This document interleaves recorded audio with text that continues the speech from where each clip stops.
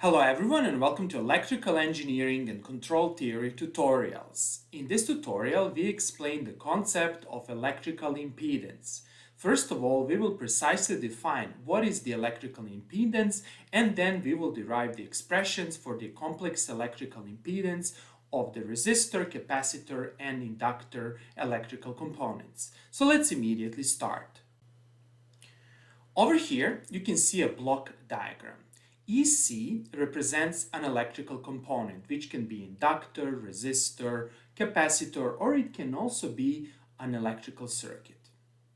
I of t is the current in the time domain that flows through this electrical component. On the other hand, V of t is the voltage across the input and output terminals of the electrical component.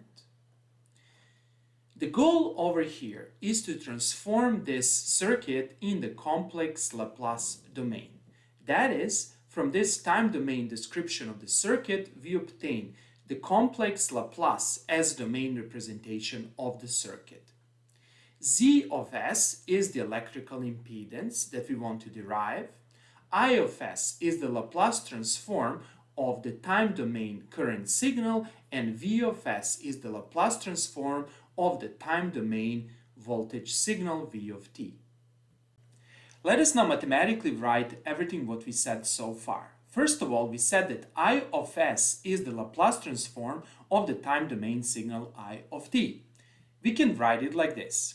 First of all, keep in mind the capital letters denote the Laplace transform and the lowercase letter denote the time domain signals. I of S, let's write it like this, is the Laplace transform. We write it like this. This is the Laplace transform operator of a time domain signal. Similarly, V of S is Laplace transform of the time domain signal V of t. Consequently, we have capital V of S is the Laplace transform of the signal V of t. And our goal is to define Z of S. Z of S is the complex or the generalized impedance in the S domain. Now we are ready to define the impedance Z of S. The complex impedance Z of S of a two-terminal electrical component is defined as the ratio of V of S and I of S under the assumption that the initial conditions for the Laplace transforms are zero. That is, the complex impedance or the simple impedance is defined by this equation. It is a ratio of V of S over I of S under the assumption that the Laplace transforms of V of S and I of S are computed for zero initial conditions. And this is really important to keep in mind. We simply neglect initial conditions when defining the impedance. Let us now analyze this expression. Z of S is a ratio of V of S and I of S. In fact, Z of S can be seen as a transfer function of our circuit. The output of a circuit is V of S, that is the Laplace transform of the voltage, and the input of the circuit is I of S, that is the Laplace transform of the current entering the circuit. And this is a very interesting definition. This definition will enable us in the future video tutorials to properly derive transfer functions and to simulate dynamics of complex electrical circuits. You will see how impedance can be used to simplify all the derivations, since you can use, under quotes, a complex version of the Ohm's law to perform all the derivations. Let us now derive the expression for the impedance of inductors. First of all, let's sketch a simple inductor. Here it is. Let's denote the current flowing through this inductor as I of t in the time domain. And let's denote the voltage across the terminals of our inductor as V of t. From the basic theory of the inductors, we know that the voltage drop across the terminals is given by this equation. V of t is simply L, where L is the inductance first derivative of the current, di over dt. And this is the basic expression from which we start our derivations. To derive the impedance of our inductor, we need to use the Laplace transform. Consequently, we will apply the Laplace transform to both sides of this expression. So we will write Laplace transform of the voltage is equal to the Laplace transform of the right hand side, and we have L multiplying di over dt. Since L is a constant, we will obtain over here L multiplying the Laplace transform of di over dt. Next we have, this is equal to L. Let us see now what is the Laplace transform of the first derivative of the current with respect to time. It's equal to S multiplying Laplace transform of the current, and Laplace transform of the current is simply denoted by capital I of S minus the initial condition of the current in the time domain, that is minus I of 0. And that's it.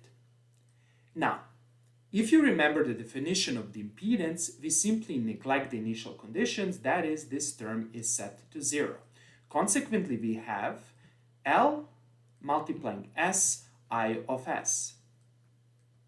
And finally, we can write that capital V of S is equal to L multiplying S I of S. And consequently, from this expression, we obtain that V of S over I of S is simply equal to L multiplying S. And this is our complex impedance denoted by Z of S for our inductor circuit. Note over here that the inductor circuit acts as a derivative element. That is, we have this S multiplying the inductance. Next, let's derive the expression for the impedance of the capacitor. For that purpose, let's sketch a simple capacitor and let's denote the voltage and the current of our capacitor. Here is the voltage across the terminals of the capacitor. Let's denote it like this. And here is the current. From the basic theory of behavior of the capacitors, we know that the current is equal to the capacitance C multiplying the first derivative of the voltage across the terminals of the capacitor. Next, let's apply the Laplace transform to this equation. Laplace of I of t is equal to Laplace of the right-hand side. So let's denote it like this. C dv over dt. And then we have capital I of S, which is Laplace transform of the current, is equal to C is a constant and can get out, and we will have Laplace transform of dv over dt. This is further equal to C. Then, what is the Laplace transform of the first derivative of the voltage? It is S multiplying Laplace transform of the voltage minus initial voltage in time domain. Since impedance is defined for 0 initial voltage, this term is set to 0, and consequently we have that I of S is equal to C multiplying S capital V of S, or V of S over I of S is simply equal to 1 over C of S. And this is the expression for the impedance of our capacitor. One very important thing to observe here is that since we have 1 over C multiplying S in the denominator, the impedance tells us that the capacitor in control theory terminology acts as an integrator. And this is really, really important. Namely, you're integrating the current to get the voltage. And finally, let's derive the expression for the impedance of the resistor. Again, let's sketch a simple resistor, and let's denote the voltage as V of t and the current as I of t. From the basic Ohm's law, we know that V of t is simply the resistance multiplying I of t. Note over here that we don't have any derivative, and our derivation will significantly simplify. Consequently, if you apply a Laplace transform to this equation, we obtain the following equation. R multiplying I of t we have on the right hand side. Then we can write capital V of s is equal to R. R is a constant, Laplace transform of I of t. And then finally we obtain the expression V of s is equal to R multiplying capital I of s. Or we have V of s over I of s is simply equal to R, and this is equal to impedance of our circuit. Consequently, the impedance of the resistor is simply the resistance.